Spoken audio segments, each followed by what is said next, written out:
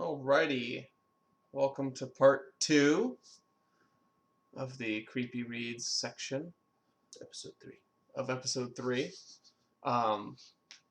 If you haven't watched part 1 yet, you should. We gave quite a thrilling story. Oh, goodness. So, go back and listen to it. But for now, you have a new story called The Lamp Genie.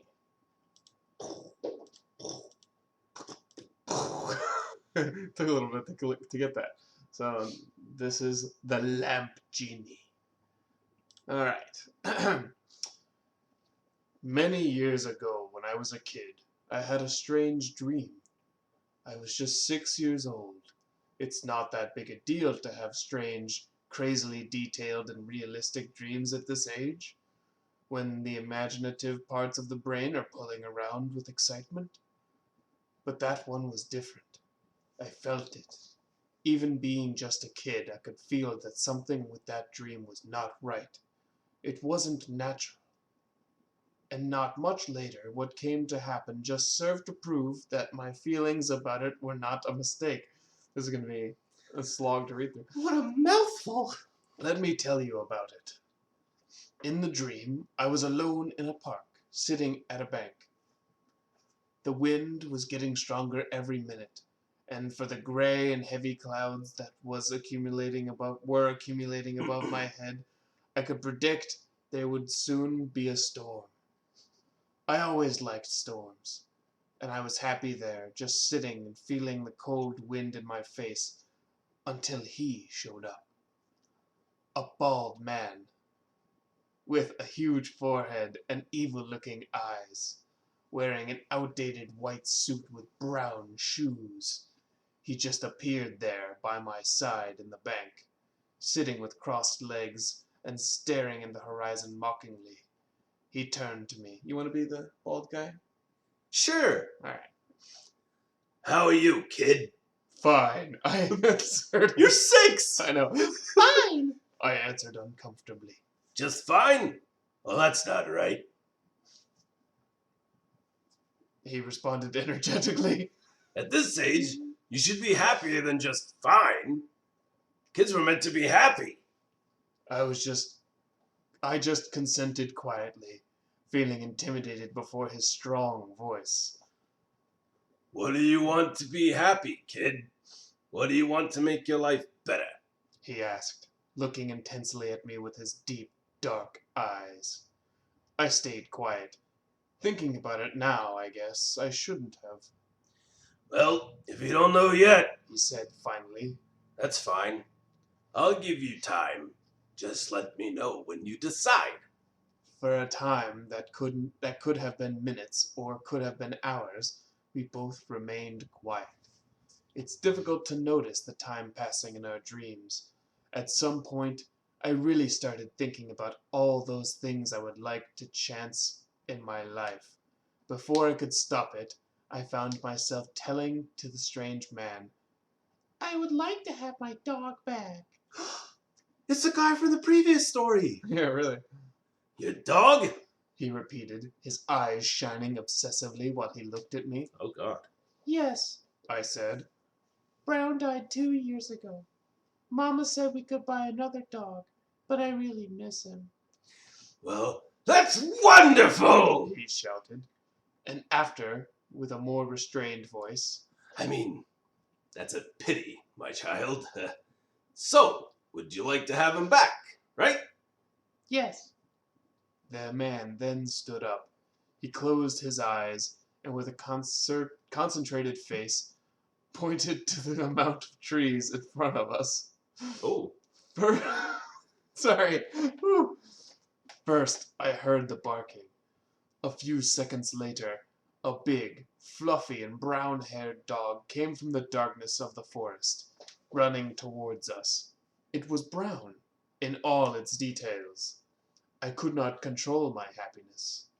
I ran towards him, too, and we shocked and Yep. We shocked and rolled in the grass, hugging and kissing each other. Oh. I played with Brown for some minutes before going back to the man to thank him. That was nothing, son. he said. But tell me, what more can I do to make you happy? At that point, I wasn't afraid or apprehensive anymore. I actually almost considered the strange man as a friend. I told him without hesitance. My sister's bothering me. You know, she's the eldest. She always thinks she's superior to me in everything, and she can do a lot of things that I can't, like going out with her friends at Saturday night. Mother never lets me go out alone. Meanwhile, this kid gets to sit alone at a bank. Yeah, he's clearly alone. Hmm. The man smiled largely, a crazy expression passing by his eyes. So what? It just like went like this. he didn't. He seemed more and more delighted every minute. Well, that's very simple. He said, and closing his eyes again, he concentrated himself. The park, with the bank and the trees, vanished, and in the next second I was standing at Holmes' kitchen with the man and Brown. I went to the upper floor to check my sister's room. She was nowhere to be seen, and in the place of her pink room I found a blue and green one with all my toys in it. Her room, which had always been the largest, had become mine. I heard my parents calling me from the kitchen, yelling that dinner was ready. I went there to eat, and for all that night I experienced how it was like to be a loved and spoiled only child. I loved it. I found the man again in my room. When I went there, me and his sister's old room, when I went there to sleep, and I thanked him once more. Don't bother thanking me, he said. It was nothing, my little man. Now, say to me one more thing I can do for you before I go away. All my wishes had been satisfied, and I had nothing more to ask. Then I sat down in my bed and thought, what else could I wish? I looked out of the window for the sky full of stars and remembered all that Bible stories about the heaven. Perfect English. A perfect place in the clouds, where all the good people went to. A place where anyone could never get sad. What could be better than living a perfect life with my dog and my parents? Living a perfect life with my dog and my parents in a perfect place, where any of us would never be sad again. This kid is the best. That was when I said to the man, I want to go live in heaven. and again he smiled. He vanished, and for the rest of the night I lived in a little house in heaven, right next to God, with a big garden where I played with my dog and my parents. There was chocolate cake and milk for us to eat when we got hungry. There was a giant bed where we all could lay down and sleep together when we got tired. But dreams does not last. When I woke up from the dream the next morning, it was my birthday. As a present, my mother appeared with a new dog for me. It looked just like Brown. The dog, though, was not exactly the same. It was much more aggressive than Brown, and had tried to bite me more than once. In a few weeks, I already hated him. Oh, 10 years passed, and I didn't think about the dog or the dream very much. But then, in my 17th birthday, a tragedy happened in my family. My sister, driving home after having some alcohol in a party, crashed the car with a truck in the middle of the street. It's not funny, but the car was completely smashed, and so was her. Oh, The doctors believe she died instantly. well, that's a relief. After that, I started getting scared. Could that be? Oh, yes. Could that be somehow related with my dream? Would I be responsible for my sister's death just because of a stupid wish I made 10 years ago? I asked myself. I almost went crazy. I'm pretty sure you did. Yeah. I had nightmares every night where my dog would come out of its grave as a zombie, and where my sister, with her bones crashed and covered in blood, would turn to me and blame me for her accident. In these nightmares, I didn't see the strange man even once. But today, I guess all me problems will be solved. Oh, good. All my problems will be answered. I asked for my dog, and it came to me in my 7th birthday. I asked for my sister to disappear, and it happened in my 17th birthday. Finally, I asked for me and my parents to go live in heaven, and today is my 27th birthday.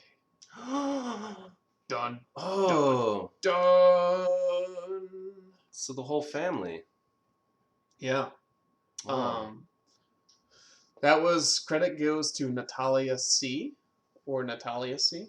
Natalia C. I would assume that English might not be the first language, But but if that is the case, job well done, yeah, right? I Uh, mean, yeah. I mean, I would like to have had a more visual representation of the man. and the escalating fear at the end with the like sister blaming him Yeah. should have been done with more than just it happened. Yeah. Yeah. But you know, genies. Who doesn't like genies? I like genies. And you know, kids wishing they go to heaven. It's a little weird. Very good. I mean, yeah, it's a Good thing to aim for, good heaven. thing- yeah, but you don't want to like have it happen. Like, yeah, let's do it. Yeah, let's just go to heaven. Why not? But that was the lamp genie. And the image credit goes to. We'll have a link in there, but it is of a painting from 1907 by Edmund Dulac. May have mispronounced his name, but either way, that is the lamp genie. Very good. So that's all for episode 3. We'll try to do another one sooner than a month. Yeah. Get some more stuff up here for you guys. Until next time. If we don't see you, have a happy holiday. Ooh, have a happy Or holiday. currently have a happy holiday. Yeah. If it's Hanukkah or... Hanukkah's over. Oh, is it? I think so. I thought it started like 5 days ago. Second candle was on Thanksgiving. Ah. So. Okay. Yeah. Well, you know. Either way. See you next time.